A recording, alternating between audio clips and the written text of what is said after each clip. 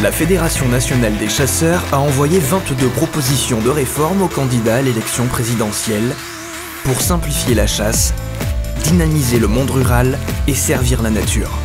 Les candidats ou leurs représentants venus à l'Assemblée générale de la Fédération nationale le 14 mars dernier ont bien voulu apporter leur réponse à certaines de ces propositions.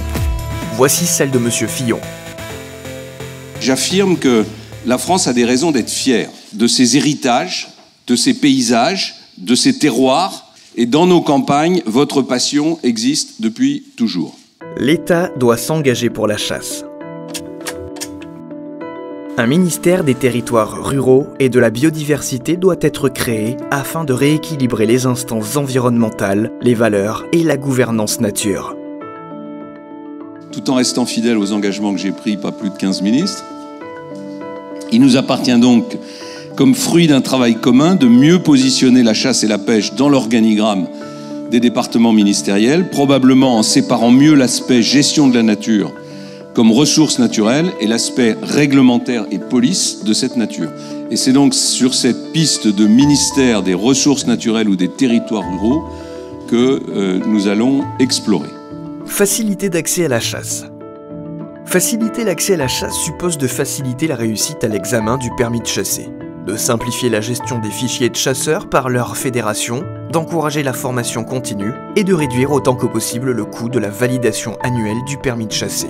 Le nombre de candidats à l'examen du permis de chasser augmente chaque année et l'Office national de la chasse peine à faire passer l'examen rapidement, décourageant les vocations. Les fédérations de chasseurs se proposent d'assurer désormais l'intégralité de la formation des futurs chasseurs et de l'examen, toujours sous le contrôle de l'État.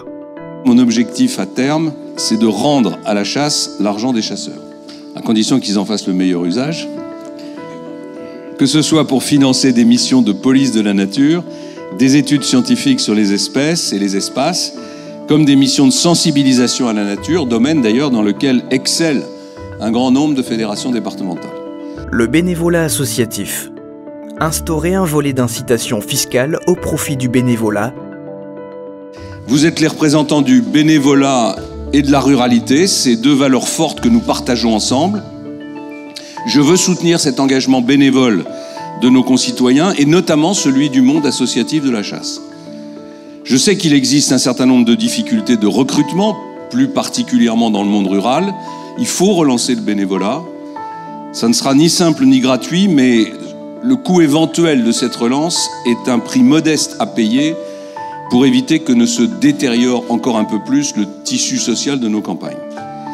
Et puis, s'agissant des chasseurs, il est juste de rappeler qu'ils représentent l'équivalent de 30 000 emplois à temps plein consacrés à la préservation de l'environnement sous toutes ses formes. C'est en quelque sorte un soutien gratuit mis à disposition de la collectivité nationale. La chasse doit être au cœur de la biodiversité. L'AFB. Une réforme législative est nécessaire pour clarifier les missions de l'Agence française pour la biodiversité. Doit être créée par ailleurs une véritable police de la nature regroupant police de la chasse et de la pêche. Cela appellerait également une reconfiguration nécessaire des missions respectives de l'Office national de la chasse et de la faune sauvage et de l'Agence française de la biodiversité. À l'une, la police, à l'autre, l'ingénierie et la recherche scientifique sur la biodiversité. Après un rééquilibrage de la gouvernance de l'Agence française de la biodiversité. Le regroupement de diverses polices est une piste d'étude à privilégier dans cette optique. Il conviendrait donc, à mon sens, à la fois de renforcer la police départementale de la nature et simultanément d'accroître le rôle des polices de proximité exercées par les agents de développement des fédérations départementales de chasseurs en liaison avec les gardes privés et les gardes champêtres. Ça appellerait bien entendu un changement profond dans le financement des différentes polices. À l'État, celui de la police départementale, aux fédérations, celui de la police de proximité, comme c'était d'ailleurs le cas jusqu'en 1977. La propriété, la fiscalité et la gestion de la faune. Inciter à la préservation des milieux naturels et zones humides, pas seulement protégées, par une fiscalité encourageante pour les propriétaires. Partager la facture des dégâts et de la prévention des dégâts de grand gibier. Celle-ci, près de 50 millions d'euros, ne peut plus rester à la seule charge des chasseurs, a fortiori lorsque les territoires ne peuvent être chassés. Je suis d'accord pour reconnaître que la facture devrait être partagée dès lors que les chasseurs, pour diverses raisons, ne peuvent plus gérer les populations de sangliers ou de cervidés. Elle doit être ainsi partagée avec les propriétaires fonciers publics et privés qui laissent proliférer à l'excès le gibier sur leur fonds sans tenir compte des dégâts commis par celui-ci sur les exploitations agricoles voisines. C'est une réforme de bon sens. Il faut que ce soit les chasseurs et eux seuls qui réalisent les prélèvements à opérer dans les points noirs. L'Europe doit respecter la chasse.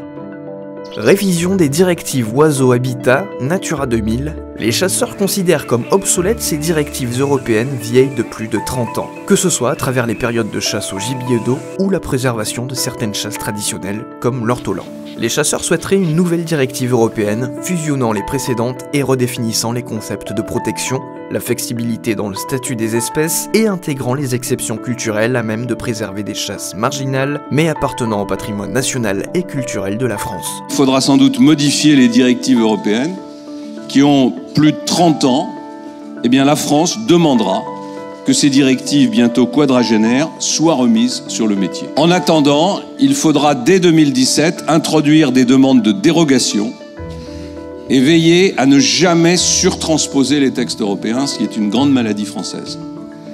Depuis la mise en place de ces directives, les connaissances scientifiques ont évolué.